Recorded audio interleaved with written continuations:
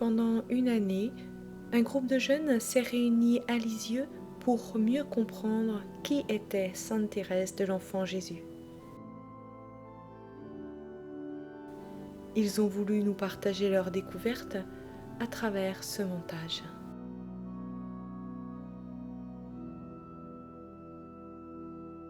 Les hommes ont de la lumière pour guider leurs pas. Ils en ont pour orienter leurs esprits. Que font-ils de ces lumières ? Pourquoi ont-ils l'air d'être savants, alors qu'ils ignorent ce qu'ils font sur terre ? Notre monde ne manque-t-il pas de vraie lumière ? Ainsi, j'ai eu besoin de frapper à la porte d'un cœur pour trouver une compagne de route qui m'a permis de découvrir les secrets de la vie. Et cette compagne, c'est Thérèse. Pour moi, Thérèse, c'est quelqu'un qui m'aide à vivre la difficulté de croire. Par elle, je rejoins Dieu. Elle est mon amie. Quand tout va mal, j'ai envie de lui dire « Reste avec moi, j'ai besoin de ta présence. » Mais alors, qui est donc cette Thérèse qui vous fait vivre et qui attire des gens de tous les pays, de tous les continents ? Pour te répondre, il faut te situer à la fin du XIXe siècle. Thérèse est née le 2 janvier 1873 à Alençon.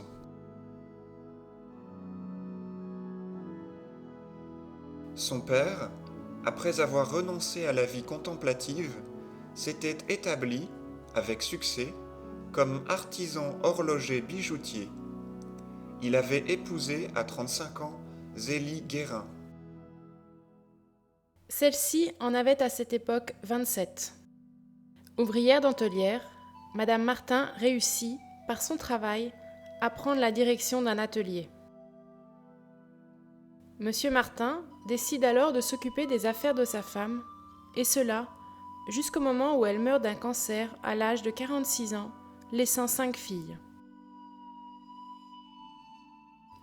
Marie, 17 ans, Pauline, 16 ans, Léonie, 14 ans, Céline, 8 ans, et Thérèse, 4 ans. La famille quitte alors Alençon pour s'installer au Buissonnet, à Lisieux, où demeurent l'oncle et la tante Guérin. C'est dans cette maison des Buissonnets que Thérèse habitera jusqu'à son entrée au Carmel.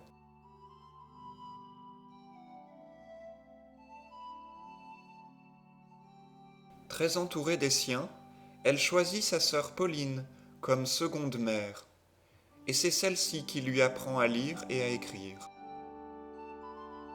Enfant sensible, Thérèse vit difficilement le départ de Pauline pour le Carmel.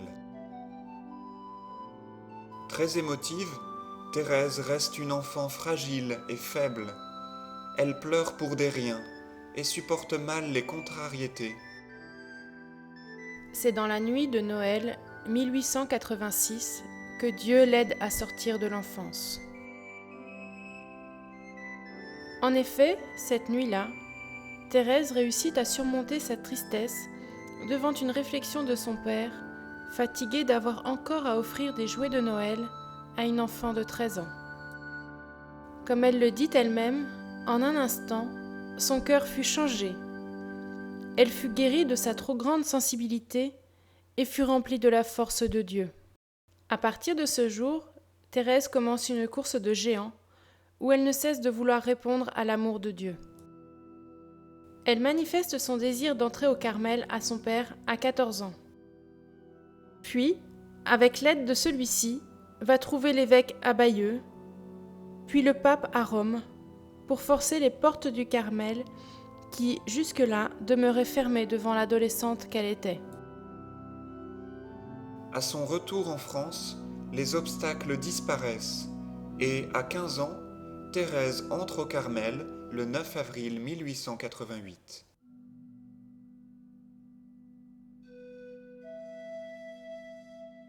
Quittant une vie bourgeoise où rien ne lui manquait, Thérèse connaît alors une vie toute simple équilibrée par la prière et le travail.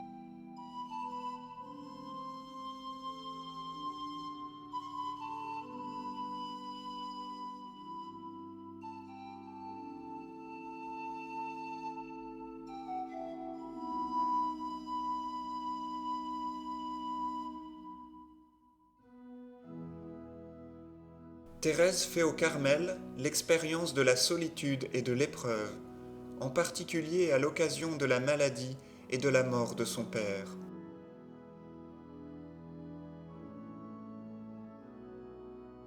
Elle s'engage définitivement dans la vie de carmélite par la profession perpétuelle le 8 septembre 1890.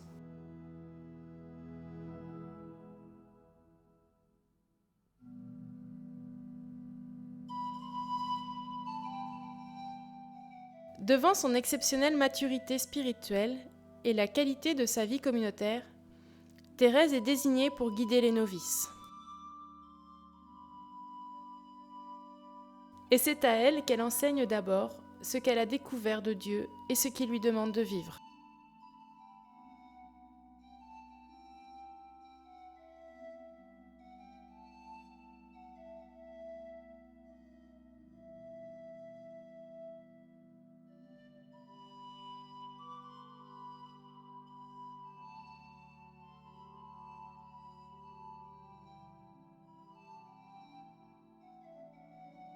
Mais, de santé fragile, elle tombe gravement malade de la tuberculose dans la nuit du vendredi saint 1896.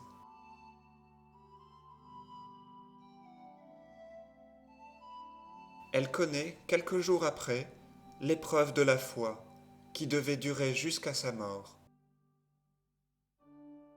C'est au cœur de cette souffrance, physique et spirituelle, qu'elle va continuer sa vie de carmélite, allant jusqu'au bout de son amour pour Dieu, pour ses sœurs et pour tous ceux qui, comme elle, vivent dans la nuit.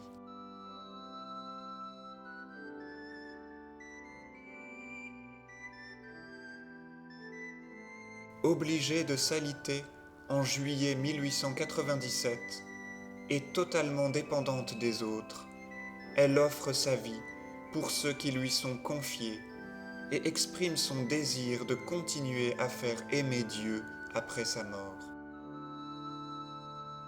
Elle meurt dans d'atroces souffrances le 30 septembre 1897 à l'âge de 24 ans.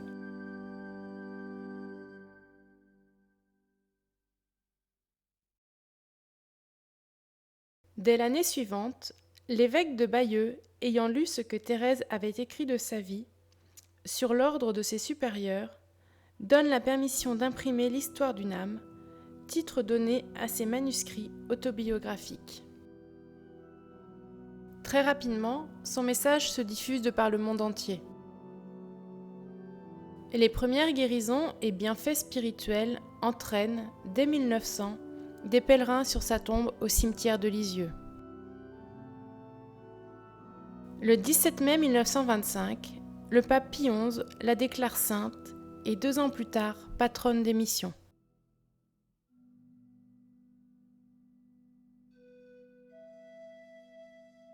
Voilà dans ces grandes lignes la vie de sainte Thérèse. Tu dis sainte, pourtant, sa vie n'a rien d'extraordinaire. C'est vrai, elle n'a pas fait de grandes choses, mais tout ce qu'elle a fait, elle l'a fait jusqu'au bout, par amour pour Dieu. Et c'est cela, sa sainteté, qui nous la révèle comme témoin de l'absolu. Témoin de l'absolu? Oui, car c'est un trait qui caractérise toute la vie de Thérèse, et pas simplement au Carmel, mais dès son enfance. Un jour, sa sœur Léonie décide d'offrir ses jouets à ses deux petites sœurs. Et alors que Céline ne prend qu'un seul jouet, Thérèse, après un moment de réflexion, dit « Je choisis tout !» et prend la corbeille sans autre cérémonie. Au sujet de cet événement, elle écrira « Ce petit trait de mon enfance est le résumé de toute ma vie. Plus tard, lorsque la perfection m'est apparue, j'ai compris que pour devenir une sainte, il fallait beaucoup souffrir, rechercher toujours le plus parfait et s'oublier soi-même. J'ai compris qu'il y avait bien des degrés dans la perfection et que chaque âme était libre de répondre aux avances de notre Seigneur, de faire peu ou beaucoup pour lui, en un mot, de choisir entre les sacrifices qu'il demande. Alors, comme au jour de ma petite enfance, je me suis écrié « Mon Dieu, je choisis tout !» Je ne veux pas être une sainte à moitié. Cela ne me fait pas peur de souffrir pour vous. Je ne crains qu'une chose, c'est de garder ma volonté. Prenez-la, car je choisis tout ce que vous voulez.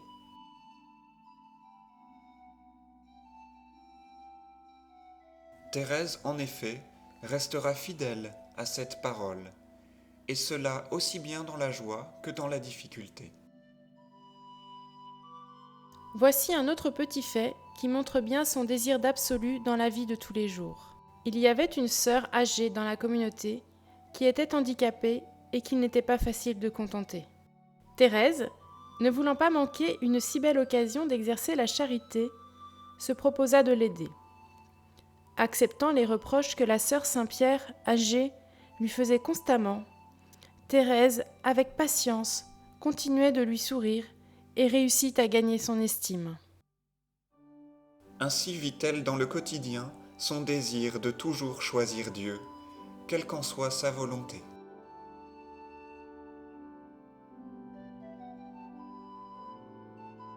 Mais cet aspect de la sainteté n'est pas propre à Thérèse. Y a-t-il autre chose dans sa vie qui puisse justifier sa sainteté ?